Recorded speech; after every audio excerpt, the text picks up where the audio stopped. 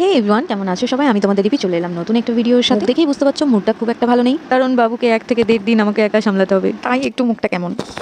তোমাদের দাদাভাই যাচ্ছে অফিসের কাজে কলকাতা। যেহেতু তোমাদের দাদাভাই একটু বাইরে যাবে আজকে, সেহেতু আজকে একটু তাড়া তো আছেই। তো তবুও আমাদের সকালে উঠতে লেট হয়ে গেছিলো একটু। তারপরে দেখো আমি সকাল সকাল উঠে কাজ কমপ্লিট করে স্নান করে পুজো দিয়ে ছেলেকে খাইয়ে এখানে চলে এসেছিলাম তোমাদের দাদাভাই জামা আয়রন করতে। প্রথমে যেটা আয়রন করলাম সেটা নিয়ে যাবে, আর লাস্ট যেটা এখন ধরলাম সেটা পড়ে যাবে। এই যে দেখো, উনি ভাত খেতে বসে পড়েছেন, আর উনি মাছে কাটা বাছার জন্য নাকি মাছ খান না। আমার জোরজবস্তিতে মাছ খেতে উনি বাধ্য হয়েছেন। তো যাই হোক, এখানে মাছের কাটা বেছে দিচ্ছিলাম। আর এখানে দেখো আমি সব কিছু রেডি করে দিয়েছি, যা নিয়ে যাবে একটা সেট, মানে জামা প্যান্টের সেট, সেটা প্যাকেটে ভরে দিয়েছি। ব্রাশ, জামা টামা আয়রন করে প্যান্ট অ্যান্ড ঘড়ি, রুমাল সমস্ত কিছু হাতে কাছে রেডি করে রেখেছে। আর এখানে জলের বোতলও দিয়ে দিয়েছি, কিন্তু উনি জলের বোতলটা নেননি, ভারী হবে বলে। আর এই যে দেখো, উনি খেয়ে দিয়ে এসে এখানে রেডি হচ্ছিলেন, আর বাবু ছিল এখানে, বাবুর সাথে বকবক করছিল। তো যাই হোক, বাবু ওকে দেখে নিজে নিজে রেডি হয়ে নিয়েছে। দেখো চশমা ঘড়ি সমস্ত কিছু কিন্তু ও একাই করেছে, মানে না, ঘড়িটা আমাকে বললো মা পরিয়ে দাও, চশমাটাও নিজেই করেছে।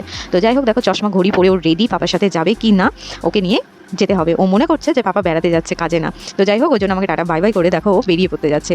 ও দাঁড়িয়ে থাকলে না, এটা ওই সব পায়ের মধ্যে ঢোকা। তো যাই হোক দেখো, ওর বাবা এখন বেরাচ্ছে আর ও বেরিয়ে পড়েছে। কি কান্না, মানে যাবে।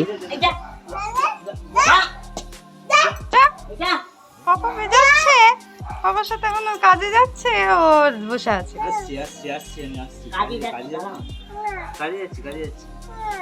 কাজে যাচ্ছে তো, আবার চলে আসবে এক্ষুনি। গাড়ি নেবে, এসে এসে গাড়ি নেবে, জানো এখন কাজে চলে যাচ্ছে। দেখলে বাবু কেমন বায়না করছিল, আর এই সময়টা প্রচন্ড পরিমাণে কাজ ছিল, যেটার সাউন্ড দিলে তোমরা আমার ভয়েস শুনতে পেতে না। তো যাই হোক, আজকের মতো ভিডিওটা এইটুকুই। দেখা হচ্ছে নেক্সট ভিডিওতে। Tata, bye bye.